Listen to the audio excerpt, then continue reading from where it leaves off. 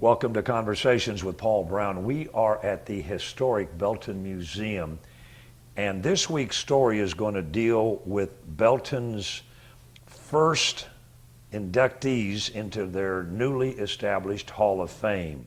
Growing up in the 30s in Belton was like what? Did you lock your doors back then? Not at all.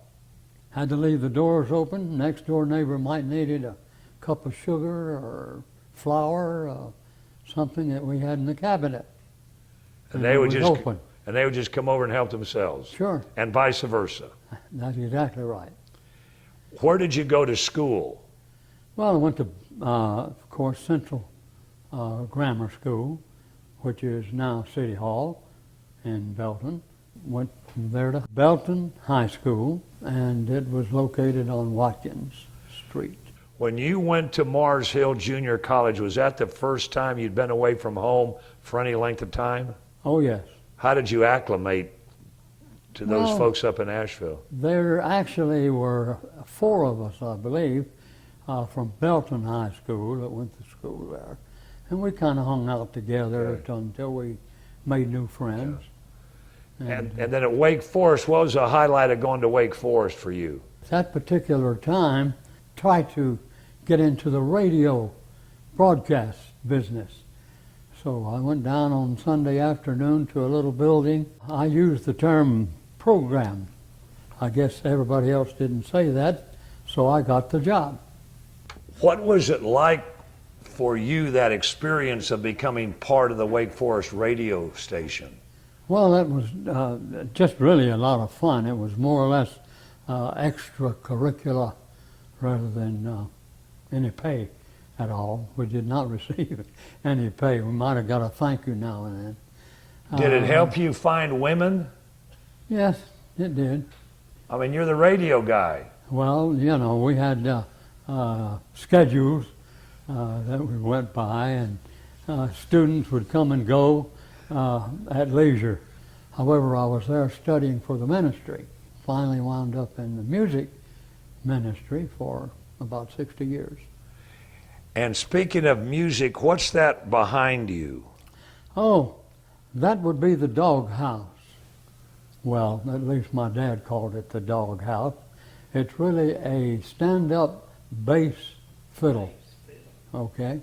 And my dad played it. It was somewhere near 100 when he had it, and of course it has been here in the museum for some quite few years, and it's well over 100 years old at the present time. Did you ever learn to play an instrument? I did not. Just the radio? Did not. I learned to play the radio.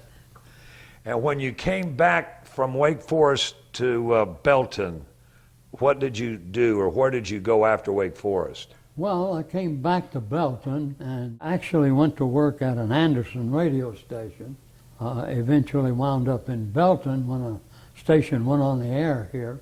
WHPB was there for quite some time before I transferred into the industry. Some of the things that you have helped Belton do during your lifetime here has included what? We were fortunate enough to be able to work in town. I think I went to work in the the textile plant when I was 16 years old. Mom and Dad both worked there, and at that time there wasn't any age problems.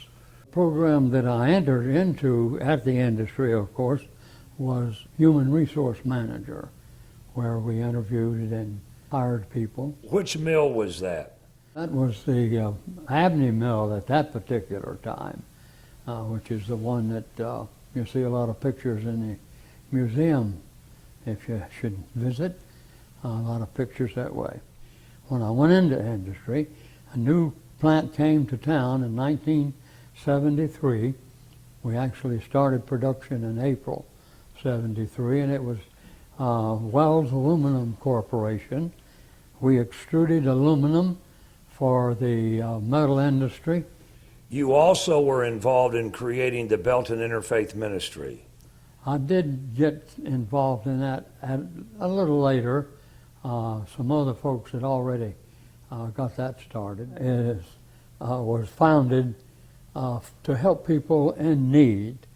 In the mid-'70s, there were people losing their rent, having to move out of houses.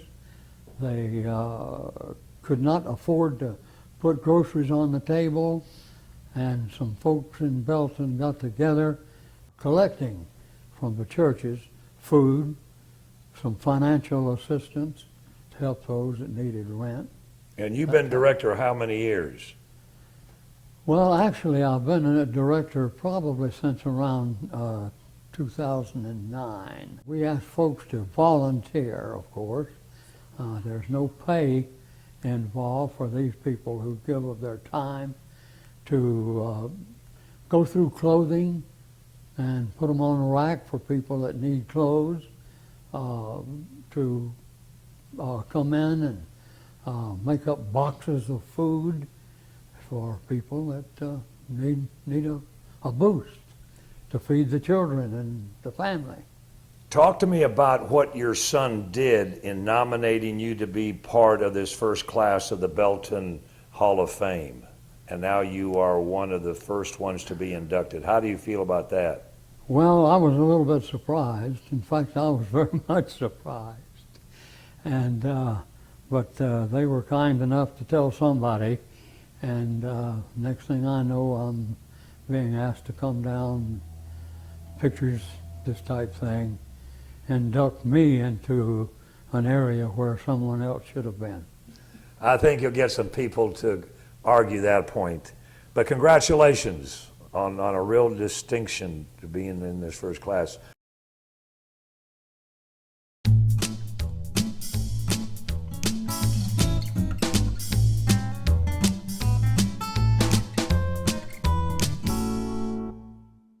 Well, I was born and raised there, West Virginia. And when I was a year and 2 months old, my mother left us. My daddy took us over a week later to Coburn, Virginia, and my aunt and uncle raised us. Who you and who else? Me, I had 2 brothers and a sister, 4 of us. And I stayed with my uncle till my aunt died. My uncle got to drinking real bad, and that's when they put me in the orphan's home. So you grew up in an orphanage in West Virginia? It was in Virginia. Well, West Virginia, Virginia, you just walk across the road, you know, it's the same thing. When you get through with high school, what do? I went into service. And what was your specialty? Military police. And looking back on your time in the military, is there one event that you'll never forget? Yes, sir. It was in 1962. I was in the 503rd Military Police A Company. And that's when the first black person tried to enroll in Oxford, Mississippi. It got to be rough, so they called President Kennedy. He had CIA men or something down there, and they was fighting. There's 100 some get hurt and 2 got killed. 3 military police companies went.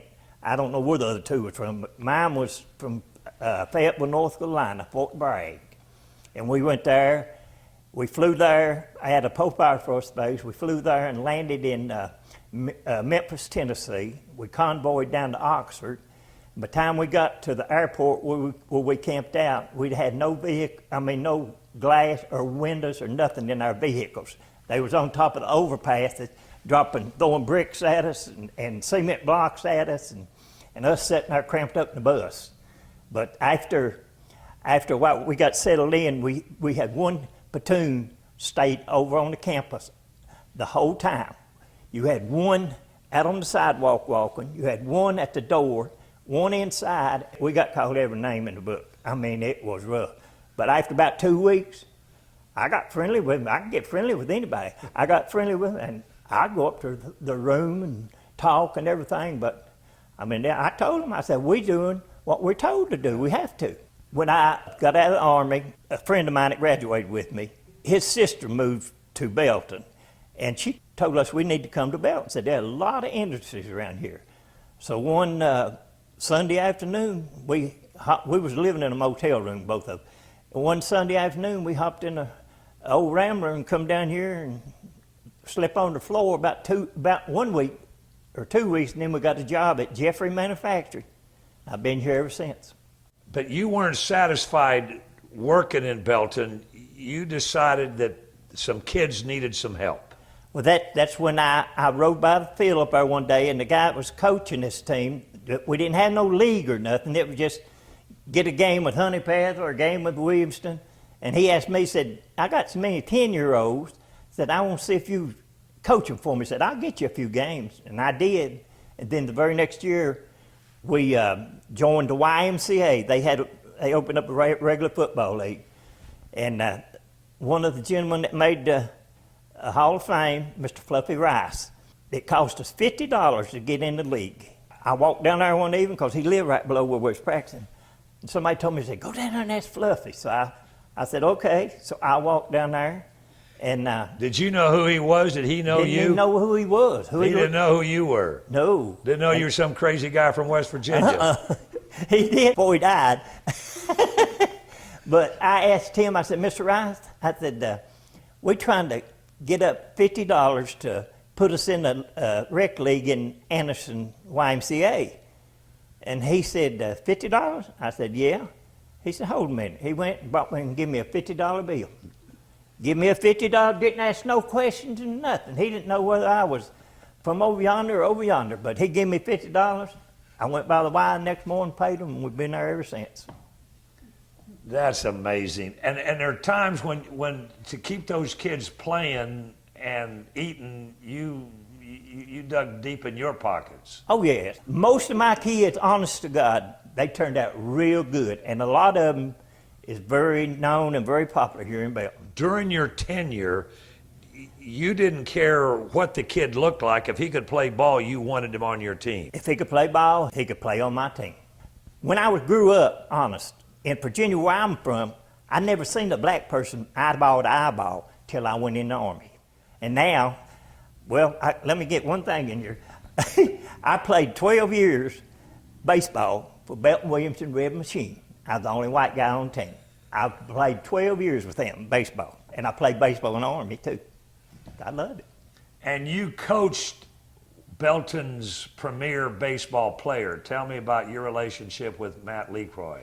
I coached Matthew in football. His daddy coached him all through about his life in baseball, but I coached Matthew in football. We come in second in the state the last year Matt played, Little League football. What was he like? Oh, Matt? Yeah. He was good. He was good. He was smart. He never would say nothing back to you. I'd holler. My wife used to tell me, if my kid played for you, I wouldn't let him play for you. You holler too much. And to this day, you talk to any kid that I coach, and I guarantee he'll never say nothing bad about me. This honor that the city has bestowed upon you, an adopted son, you didn't grow up here, you weren't born here, but you have become a very, very important part of this community. What was your emotion when you were told that you were going to be inducted into this first class? Well, the kid that played for me, he's the one nominated me, Gene Clinkscales, owner of Clinkscales Drugs, him and his wife, Jan. I thought something was fishy. They said, Ronnie said, they're going to turn the Christmas tree lights on tonight. Said, we want you to come up and go with us, just get you out, you know. I said, okay, and I kept standing around there. I didn't know what was going on.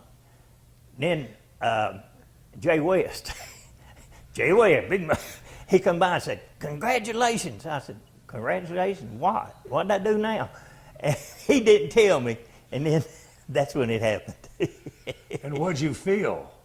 Oh, I didn't know what to think. I've had so much, I don't know that I enjoyed doing and everything, but I never dreamed I'd ever get in, make like a Hall of Fame or something.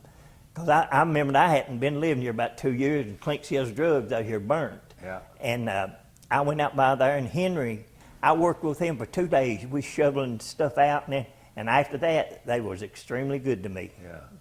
Good people. I mean, you could have picked up at some point and gone somewhere else, but you decided to make this your home. What was there about Belton that made you stick around? When I met my wife here. How'd that happen? When I was working at Jeffrey, this lady, Margaret Alter, asked me, said, "You want to meet a good-looking young lady?" And I said, "Yeah." And so she took me over to the house, and my wife was staying with her. She was from Copper Hill, Tennessee. Okay. Me and her, either one, had no kin people in the whole state of South Carolina. Did sparks fly? Well, it did in me. It did in my heart. I tell everybody around people, I'd say, "You know how I got to marry Kathy?" And they say, "No, how?" I said, "Well, I kept begging her, and I said, if you don't marry me, I'm going to take my car and run it over a cliff." And And Miss Kathy believed you. is that still on? It's still on. Oh, okay. No, I was going to say No, that. go ahead. This is what we've been waiting the whole show Well, I for. used to tell everybody, we went to a drive-in movie one night, and I said, we were sitting there watching the movie, and I said, "Kathy," I said, "Hon, you want to get in the back seat?" She said, "No, I'd rather sit up here with you." You have certainly done a lot for Belton, and I think this recognition of you is kind of turning the tables and saying thank you in a really special way for somebody that's given an entire lifetime to helping the kids in Belton. Oh, I've enjoyed every minute of it, and I wish the good Lord would give me 50 more years to do it.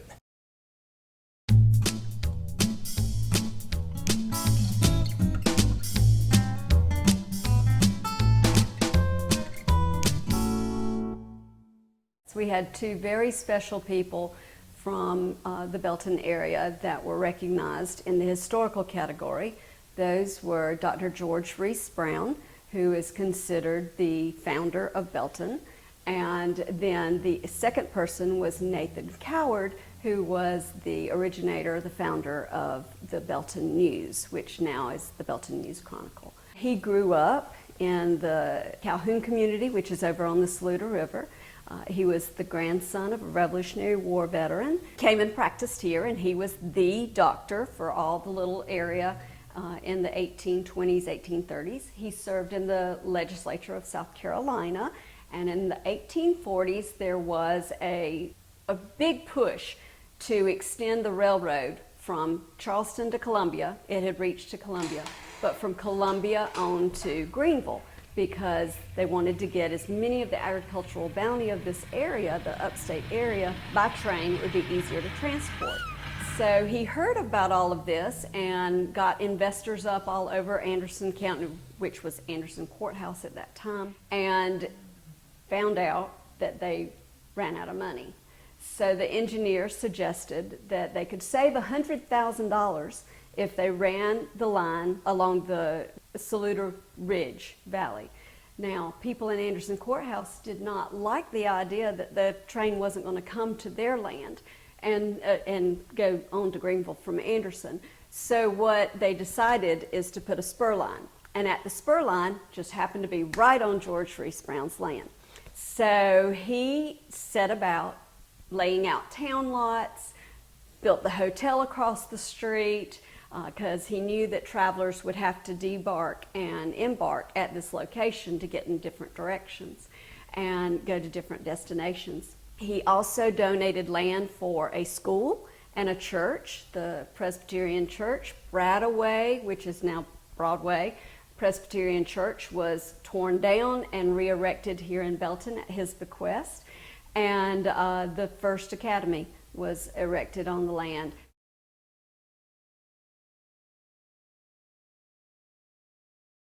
Nathan Coward, he served in World War I, actually did 2 stints. He served prior to World War I, and then when World War I broke out, he went in again to service. And then he came to Belton in 1925 and started the Belton News. He also served in the state legislature. He's responsible for you getting better insurance rates when you don't have any kind of claims. Hugely civic-minded. Founded the Lions Club, founded the American Legion group here in Belton. He was at the Methodist Church. He was an elder there. And he was an amazing person and died way too young.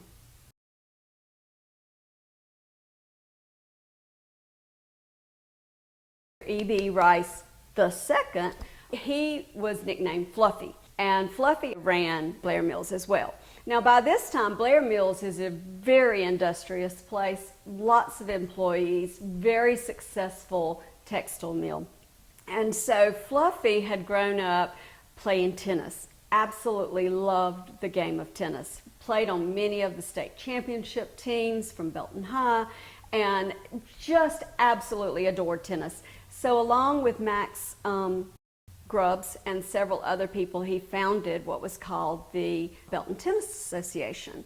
And their first thing was to have a tournament, and it ended up being just a tournament among several people, and this is in the 1950s. He just grew that organization, went from one court or private courts to 5 courts that are on the plaza over here across from the depot, several more courts at Leetapore that are played, and now the Palmetto Junior Championship is played every year.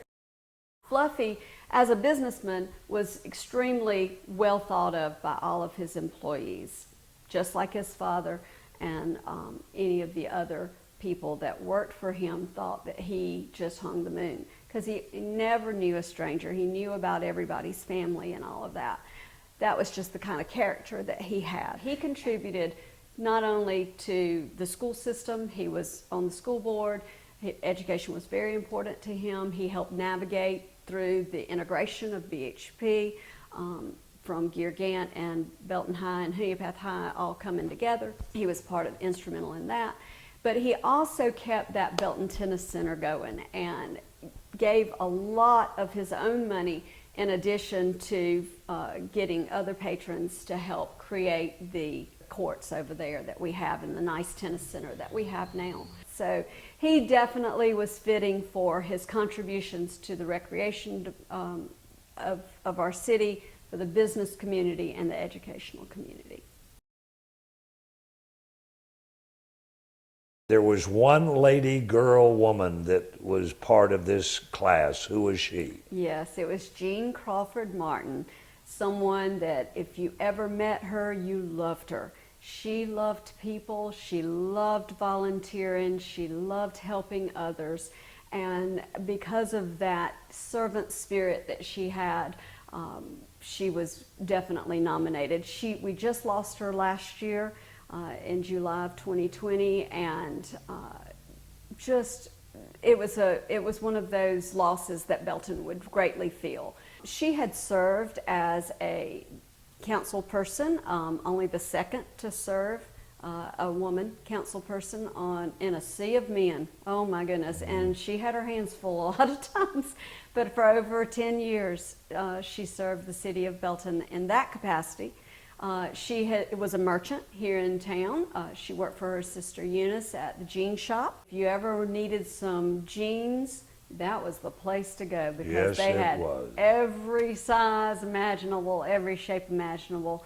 In fact, she told me 2 years ago that people from Japan were coming over specifically to purchase the blue jeans that they had in their collection to take them over to Japan and resell them. She worked with the Good News Club through Second Baptist Church, going into the schools, the after-school program, and helping with those children that might need a helping hand, a love and concern of someone. Then she also was one of the first merchants to get on board with the Standpipe Festival over 32 years ago, and helped organize that. She always organized the t-shirt sales for the Standpipe Festival till a year ago. She would serve as a satellite for people who wanted to sign up for the rec department, sign their children up for the rec department, because often City Hall would be closed, and so the jean shop was open on the weekends, and she would take their applications and help with the city sign-ups. Even in the last year, when the Belton Beautification Committee got back and they started doing a lot of the landscaping on the square and the concerns about trash and litter and things like that, she was right there in the midst of it, even though she had gotten ill. And I do remember that right before she died, she was asking, what are y'all doing with that tennis thing up there? Because the new tennis racket sculpture had been put up there, and she wanted to know where it was put and why, why it was put where it was, and all that. So her concern for the citizens of Belton reached out even until the last of her days. For those that that have heard this and say, I know somebody I think would make a good member, in our closing minutes, how do they go about providing information on somebody they would like to see in the Belton Hall of Fame? Absolutely. Every October, the first week in October, we're going to open up the nominations. They will need to be in by probably mid-November. A committee of many people representing the different areas in the Belton community will meet and choose from those. And we're excited to see what Crop 2021 will bring us.